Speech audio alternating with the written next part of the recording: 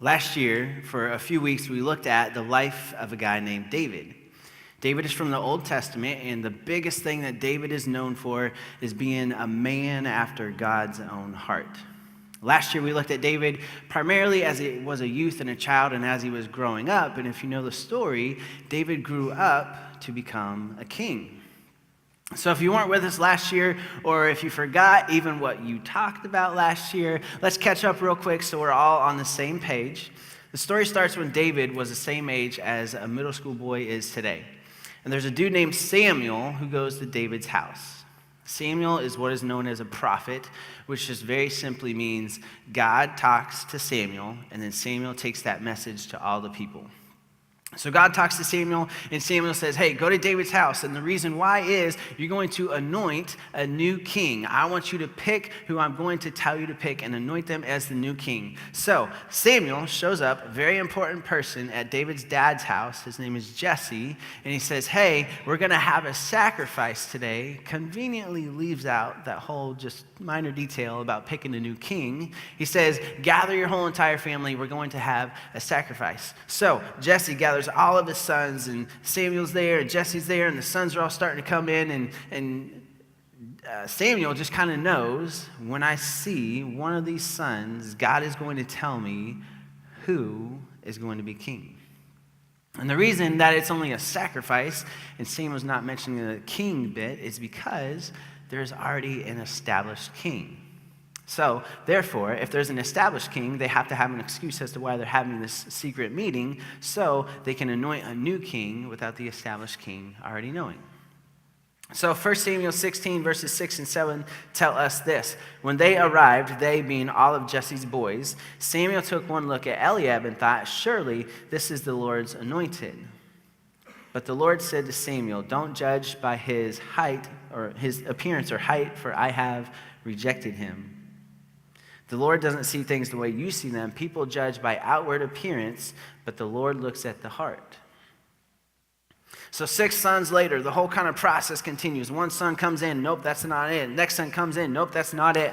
All of the sons that are there have kind of come and gone before Samuel, and he doesn't know any of them to be the king. And so there's this little bit of an awkward moment, and Samuel looks at Jesse, and he's like, hey, do you have any more kids by chance that you might have forgotten about? And Jesse looks around and, oh yes, there is one more, but he's just David. He's out there in the field with the sheep and the goats.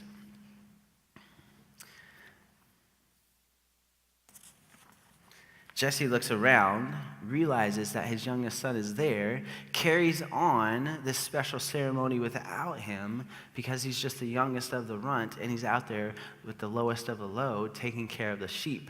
Jesse doesn't even consider his own son to be worthy of being at this ceremony. 1 Samuel 16 tells us, though, Samuel has a different idea. Samuel, when learning this, he says, send for him at once. We will not sit down until he arrives. So Jesse sent for him. He was dark and handsome with beautiful eyes. And the Lord said, this is the one, anoint him. So as David stood there among his brothers, Samuel took the flask of olive oil he had, anointed David with the oil, and the Spirit of the Lord came powerfully upon David from that day on. And what's really interesting about this is that Samuel just leaves. There is no indication in the Bible that Samuel says, hey, this is why I anointed this kid. He just leaves, and so the family is expecting a ceremony that never happens. The youngest one comes in, get a bunch of oil dumped on his head, and the really important person leaves. And if you follow the timeline of the story, you know about 18 months later, David kills Goliath. And after that happens, his life takes off in crazy ways that are really hard for us to imagine. But all of this comes from a kid who cut his teeth being a shepherd. Being a shepherd was a job for boys, usually reserved for the youngest boy in the family. As the older ones grew, they took on what was seen as more important roles, usually around harvesting crops. If you grew crops, and they passed on the duties of being a shepherd down to the youngest one. So it was just passed down through the line until it finally got to David's turn. There's a guy named Randy Alcorn, and he writes for Eternal Perspective Ministries, and he says that every shepherd would have a few things with them. The first one was called an Abba, A-B-A, and it's just simply an outer garment that they wear. It protects them from the rain when the rain comes, and at night they can wrap up with it and keep warm. They carry a bag of food for several days because they know it's going to be a long period of time before they get to come home again. And usually they alone or just a small group of people are responsible for the flock. Every shepherd also carried a sling. We know it as a slingshot. David killed Goliath with a sling. The reason that David was so good and so accurate with that sling is because it was a part of what every shepherd used. It was usually not used in violence or self-defense, but it was something to help keep the flock going where you wanted them to go. A good shepherd noticed the sheep would start to stray or maybe a straggling behind, and they would get that sling and they would throw that rock right next to the sheep, not hit it, startle that sheep. It gets scared and it comes back to the flock. It was one of the tools that they had. Shepherds were responsible for the food and water for their sheep. This meant planning in advance and knowing where you could find food for several days in summer and winter, as well as water. But you also have to know that sheep don't like moving bodies of water, so you need to know where some still, calm pools of water are. As you can see, this is more than just what it seems. Common sense to me would just be like, let the sheep go out and let them around and then just bring them back home at the end of the day. It's not that hard. But a shepherd's job is actually very difficult, and the relationship between shepherd and sheep was a very intimate relationship. It was not uncommon for shepherds to name all of the sheep in their flock and call them by that name for the rest of their life. Sheep are not like dogs, which, by the way, thank goodness for that, because who likes dogs anyways? Sorry if it's your first day here. I work it into every sermon. Actually, I'm not that sorry. They're not like dogs. They can't find their way back home. If a sheep wanders off, it's gone, usually devoured by a wild animal. This is why the shepherd's voice is so important in the relationship. You and I could go say the exact same thing a shepherd says, the same way that they say it, but it has no effect. The sheep don't know your voice. They don't know my voice. But sheep listen to the voice of the shepherd, and they come when the shepherd calls. The bond is so deep that in places like Lebanon, it has been said, shepherds will tell you, you blindfold me, bring a sheep in front of my face. All I have to do is touch that sheep's face, and I can tell you this is my sheep or it's not. That's how deep and intimate the bond is between a shepherd and their flock. Sheep in general are pretty defenseless animals and are dependent upon their shepherd to take care of them, and they're always subject to danger from other people and from other animals as well. A guy named John Whitting wrote a piece for National Geographic describing the life of a shepherd in ancient times. He said one of the things they had to constantly deal with was robbers trying to steal the sheep. And at night they would make a makeshift pen, and the robbers, hopefully when the shepherd was sleeping, would climb the walls of that pen, grab the sheep, and gruesome details here, they would slit their throats, throw them over the wall to their friends, and try to escape with as many of those sheep as they could without being caught. Literally, they would try to steal and kill and destroy the shepherd's flock. Wolves may attack. David himself tells a story as a 12 or 13-year-old kid how he kills a lion and a bear on separate occasion, defending his flock as a 12 or 13-year-old boy. I think I would pee my pants and then not know what to do after that. I went to college down in Tennessee, down in the Appalachian Mountains, and the rumor mill came back to campus that there was a bear that had favorited a local camp and was hanging out there at night. And all of us heard about this, and a bunch of guys, being the 19 and 20-year-olds that we were, thinking we were really smart and wanting some dumb adventure, said, let's go.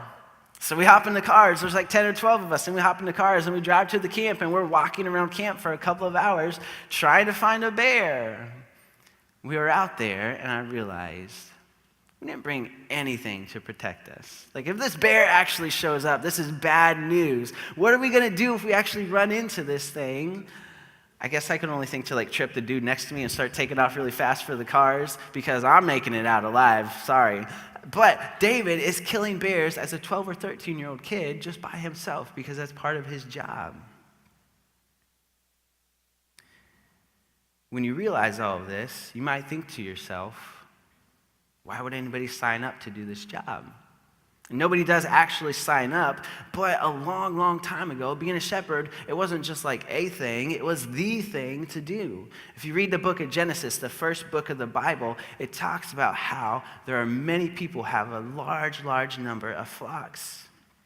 Even wealthy men's sons were shepherd, which meant that it was a respectable job. People enjoyed and took pride in that job. But eventually, the people in the Old Testament, the first part of the Bible, they moved away from what is present-day Israel and migrated to what is now present-day Egypt for a whole lot of reasons we don't have time to get into today, but they moved to a new place and a new culture, and they found themselves surrounded by the Egyptians. The Egyptians had a completely different way of life. All of a sudden, being a nomad wasn't cool anymore. Egyptians had established cities. First service, I just kind of breezed right through that term, established cities, and it comes out very differently and very awkwardly as the speaker. You can just let that one run in your mind, but that was just a nice little verbal slip in first service. But they had established cities. They did not like shepherds. See, this meant to them, shepherds, flocks moving in, it was a loss to their crops. And a loss of crop meant a loss of money. And a loss of money means a loss of my livelihood. So therefore, I don't like you, shepherds. The first murder ever actually occurred between a shepherd and a farmer. It's in the book of Genesis chapter 4 if you want to read it. Cain killed Abel. The Bible tells us Cain worked the soil. He was a farmer. Abel was in charge of flocks. Read the rest of it. But farmers and shepherds have been going at it for ages and ages. They're like the real Hatfields and McCoys.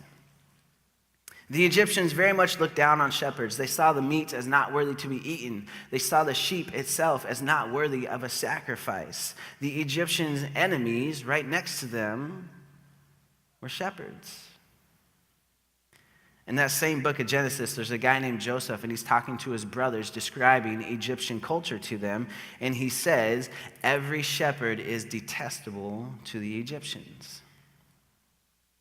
So when you live in that surrounding environment for 400 years, you adopt the way the Egyptians think. So shepherding went from being a cool thing to a thing that you have to do, and literally was the bottom of the social structure in that society.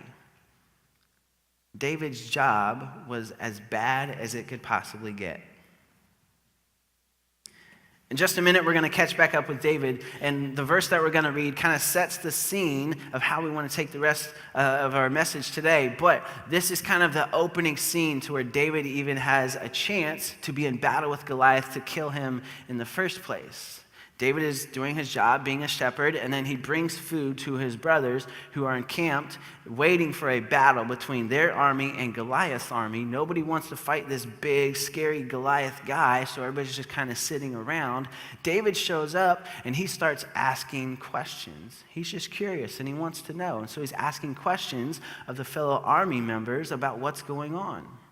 His older brother hears this, and then this is what he has to say to little brother David. 1 Samuel 17, verses 28. When Eliab, David's oldest brother, heard him speaking with the men, he burned with anger at him and asked, "Why have you come down here? And with whom did you leave those few sheep in the wilderness? I know how conceited you are and how wicked your heart is. You came down only to watch the battle."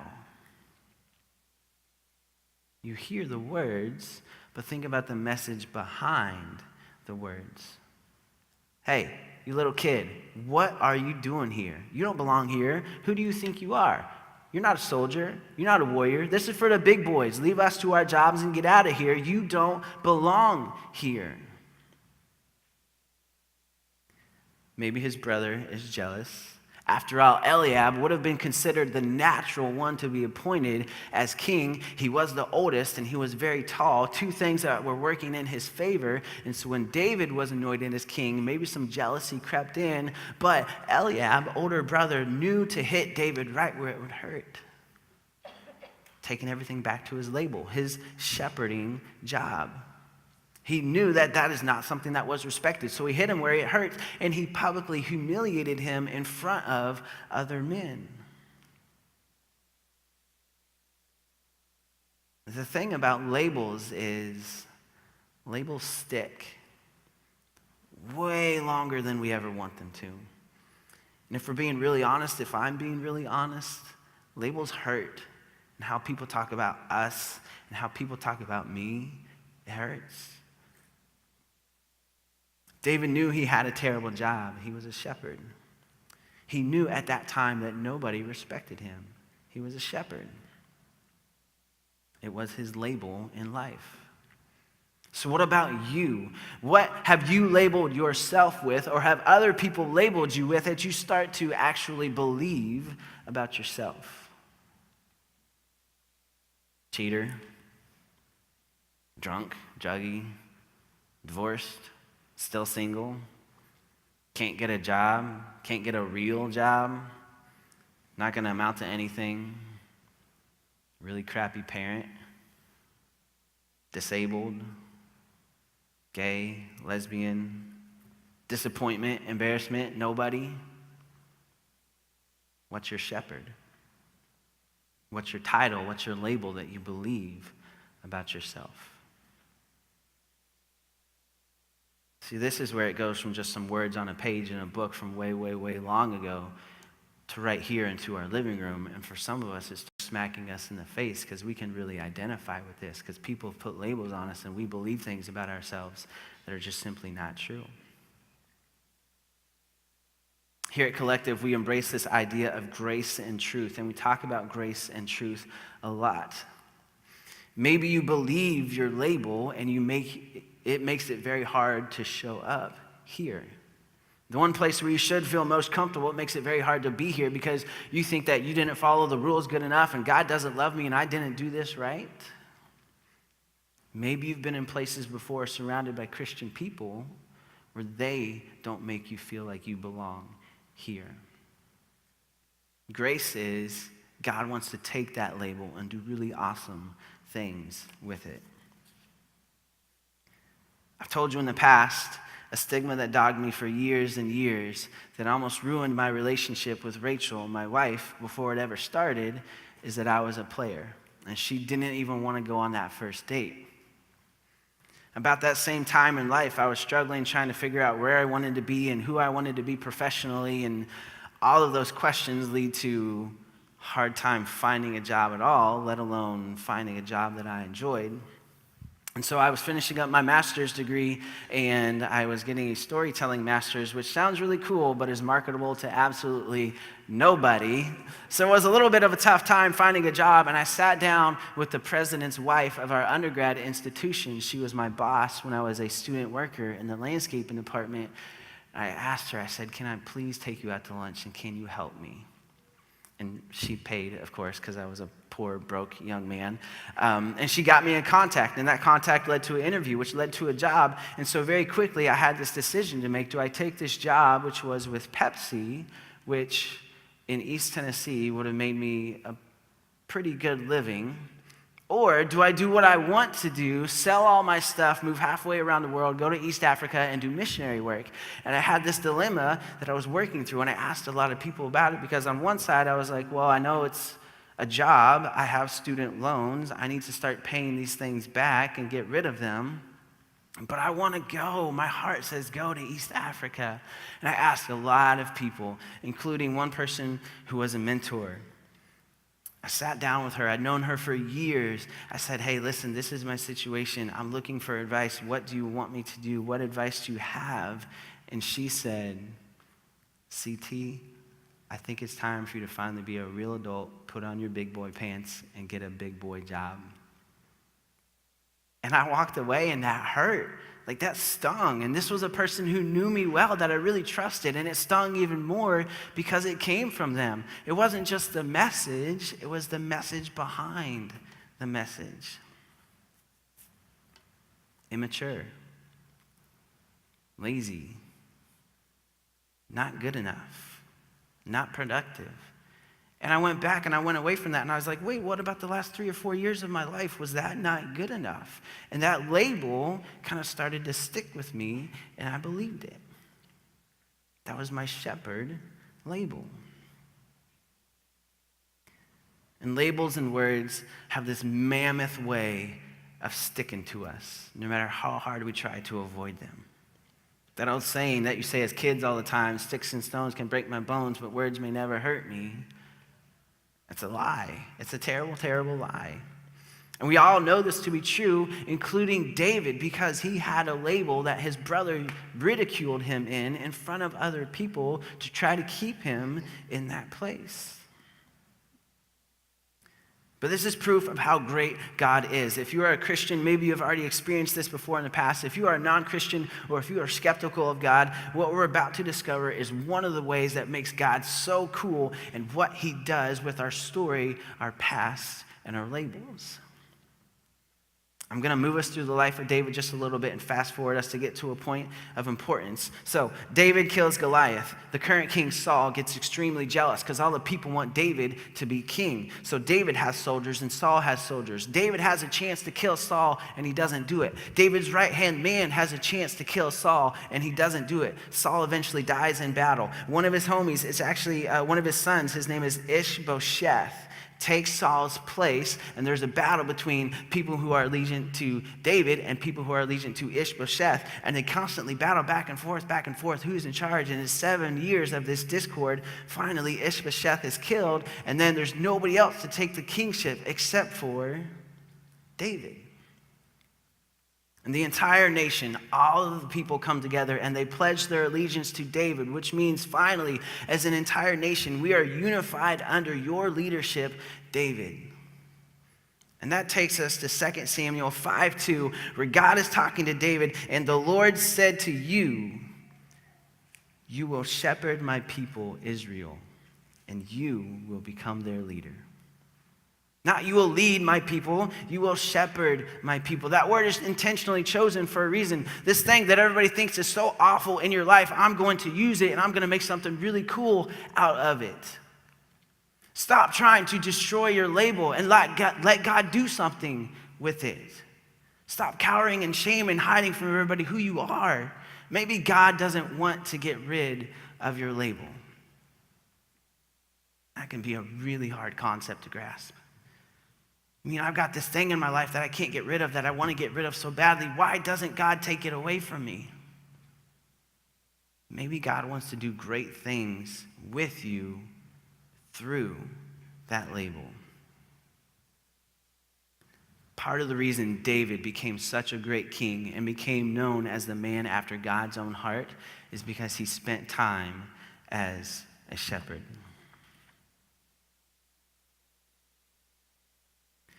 It's very interesting in my own life, my job that I have now, I'm a professor at our local community college here. The guy who could never figure it out, know what he wanted to do in life, works mostly with young people, and part of my job is to help young people figure it out. What do you want to do with your life? It's so ironic. I could never figure it out for myself, and I'm helping other people figure it out now. That's redemption at work. So maybe instead of hiding your crap, your junk, your label, whatever it is, when you feel embarrassed, when you feel disappointment, fill in the blank for you, maybe you should just say, dang right, that's me. Imagine the reaction that you would get. People wouldn't know what to do. You would have their attention. I am, fill in the blank, that's me. I'm a shepherd. It's a part of my life story. But you know what? God's doing some really cool things with it, and I'd love to sit down and talk to you about it. What's really crazy about all of this is that when Jesus comes on the scene, years and years after David has come and gone, Jesus describes himself in a variety of ways. One of the ways that Jesus talks about himself is as a shepherd. redemption of that word, of that title, of that label. I wish we had time to read all of John chapter 10. John chapter 10 is a really, really cool book and closes the chapter of this sermon really well. I want you to read it on your own time, but this is a great way to gain a big understanding of who God is, and we're just going to look at a couple of the highlights here. John 10, verses 3 and 4. This is Jesus talking. The gatekeeper opens the gate for him, and the sheep listen to his voice. He calls his own sheep by name and leads them out. When he has brought out all his own, he goes on ahead of them, and his sheep follow him because they know his voice. He calls his own sheep by name. He calls you by name. God knows who you are. He goes out ahead of you, and you follow him because you know his voice. John 10, verses 10 and 11, the thief comes only to steal and kill and destroy. Think back to the life of shepherds. Literally, the thieves came to steal and kill and destroy. This is shepherd language that people would understand. He's not referring to thieves now. He is referring to Satan. The thief comes to steal and kill and destroy. I have come that they may have life and have it to the full. I am the good shepherd. The good shepherd lays down his life for his sheep. Verse 14, again, I am the good shepherd. I know my sheep, and my sheep know me. God takes your junk, your label that you believe, and he makes something beautiful out of it if you let him. And I want to close with this. There is one label that applies in my whole entire life that I'm going to carry with me the rest of my life, and you're going to also. And that's the label of sinner. We can't get away from it. That's truth. There is grace in that, but the truth is that we are all sinners, and that is a label that we all carry. But because of what God has done in my life, that is not my only label that I have. It has now been added to it with child of God, loved, blessed, restored, redeemed. And God has done that in my life, and that's grace, something that we openly embrace. That happened because Jesus died on the cross for my sins. And I accepted that, and I now live for him and say that Jesus is my Lord and Savior. And the same thing can happen for you if you'll only let Jesus take that label. Let's pray.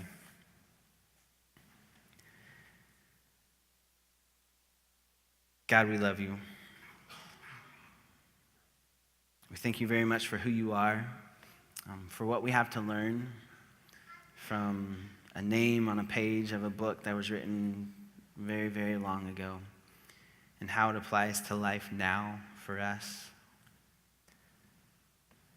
God, I personally thank you that David, the man known after your own heart, presumably somebody who is just like you, needed to be redeemed and restored. Because I can't identify with that, and that makes him real to me. And if that